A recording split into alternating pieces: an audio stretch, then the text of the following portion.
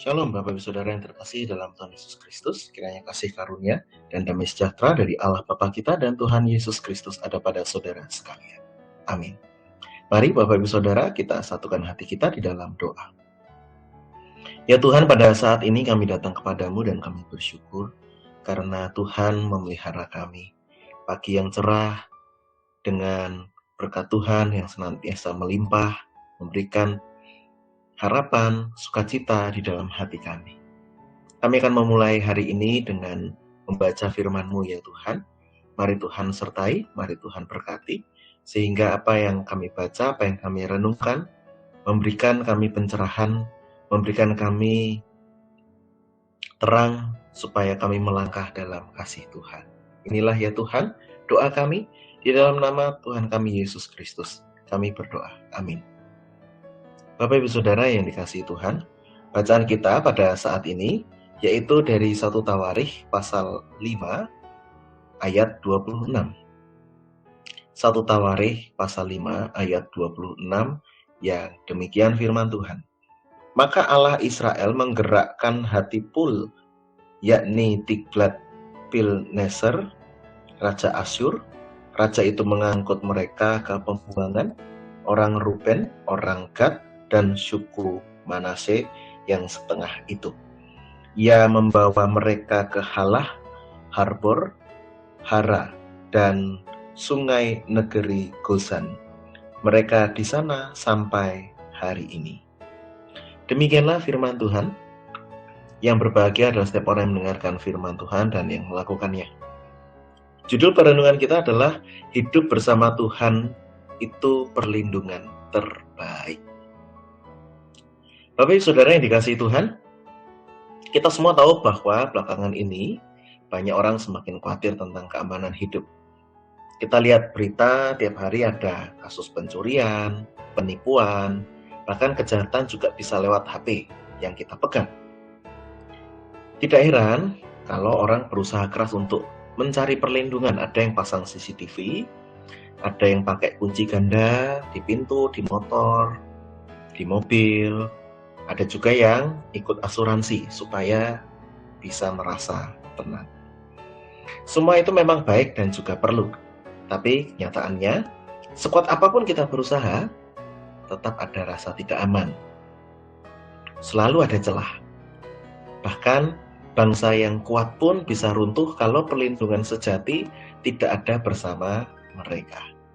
Nah, ini yang terjadi pada bangsa Israel dalam 1 Tawarikh pasal 5 ayat 26. Bangsa itu pernah punya tanah yang luas, pasukan yang kuat, tapi Alkitab mencatat, ketika mereka menjauh dari Tuhan, Tuhan membiarkan mereka jatuh ke tangan bangsa lain. Mereka dibuang, mereka diangkut, kehilangan tanah dan kebebasan. Padahal sebelumnya mereka merasa aman. Tapi tanpa Tuhan, semua itu rapuh. Hidup bersama Tuhan adalah perlindungan yang terbaik. Perlindungan sejati bukan soal pagar yang tinggi, bukan soal tabungan yang tebal, bukan juga soal punya koneksi yang banyak. Itu semua bisa hilang sewaktu-waktu. Tapi kalau Tuhan yang menjaga hidup kita, maka siapapun tidak bisa menjatuhkan kita. Israel gagal memahami hal ini. Mereka pikir kalau punya kekuatan militer, kekayaan, pengalaman leluhur yang cukup, itu bisa membuat mereka aman. Padahal tanpa Tuhan semuanya itu kosong. Justru pada saat mereka menjauh, perlindungan Tuhan pun diambil, mereka hancur. Hal ini juga bisa terjadi dalam hidup kita. Terkadang kita merasa aman, ya, karena kita punya gaji yang cukup, pekerjaan yang tetap, kesehatan yang baik. Tapi kalau kita jujur, semua itu bisa lenyap dalam sekejap. Sakit bisa datang tiba-tiba, pekerjaan bisa hilang, situasi bisa berubah. Kalau kita hanya bergantung pada hal-hal itu saja. Dan kalau kita hanya bergantung pada hal-hal yang kita miliki di dunia ini, hati kita bisa goyah. Tapi kalau kita hidup mendekat pada Tuhan, kita menemukan perlindungan yang sejati. itu tidak berarti hidup tanpa masalah. Tapi sekalipun punya masalah, kita punya kekuatan, kita punya ketenangan, dan kita punya kepastian bahwa Tuhan bersama kita. Lalu apa yang kita perlu lakukan? Maka kita perlu menjaga hubungan dengan Tuhan lewat doa. Jangan tunggu masalah datang baru berdoa, tapi kita perlu membiasakan doa setiap saat. Punya waktu doa secara khusus untuk doa syafaat, untuk mendoakan keluarga, dan juga menyerahkan segala sesuatunya ke dalam tangan kuasa Tuhan. Lalu kita juga perlu untuk baca firman Tuhan. Firman Tuhan ini adalah pagar rohani, bisa dikatakan begitu.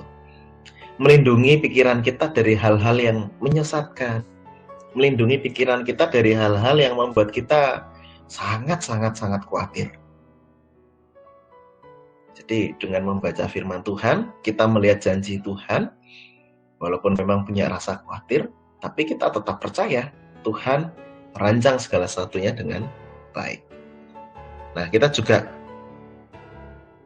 perlu taat kepada Tuhan.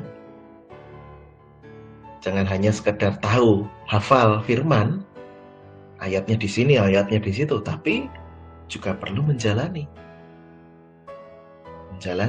dengan tutur kata, dengan pikiran, dan tentu saja dimulai dari hati. Saya percaya banyak dari para pendengar yang sudah berusaha setia kepada Tuhan di tengah hidup yang saat ini sangat tidak mudah. Kita tetap berdoa walaupun kadang capek ya. Ada yang nggak capek juga sih. Tetap beribadah walaupun ada godaan untuk malas. Semua itu bukan hal kecil. Tuhan melihat kesetiaan panjenengan dan tentu Dia akan menjaga kita. Maka mari kita mengingat satu hal, bahwa perlindungan yang terbaik itu adalah dari Tuhan sendiri. Dengan kita dekat kepadanya, hati kita aman. Kalau jauh ya nanti kita akan rapuh. Hidup bersama Tuhan itu perlindungan yang terbaik. Kita berdoa. Bapa, pada saat ini kami bersyukur kami diingatkan dari cerita bangsa Israel, bahwa perlindungan yang terbaik itu adalah ketika kami hidup di dalam Engkau, hidup bersama dengan Engkau, taat kepada Engkau. Maka tolonglah kami Tuhan, supaya kami bisa berusaha taat, punya relasi yang dekat dengan Engkau, mengandalkan Engkau dalam hidup kami setiap hari, dan mengarahkan hati, pikiran, hidup kami sekeluarga kepada Tuhan. Kami percaya Tuhan, Engkau sedang dan selalu berkarya, bekerja di dalam hati kami masing-masing. Bapa, inilah doa kami. Di dalam nama Tuhan kami Yesus Kristus, kami berdoa. Amin. Kasih karunia dan damai sejahtera dari Tuhan Yesus Kristus, kasih dari Allah Bapa serta persekutuan dengan Roh Kudus menyertai saudara sekalian. Amin.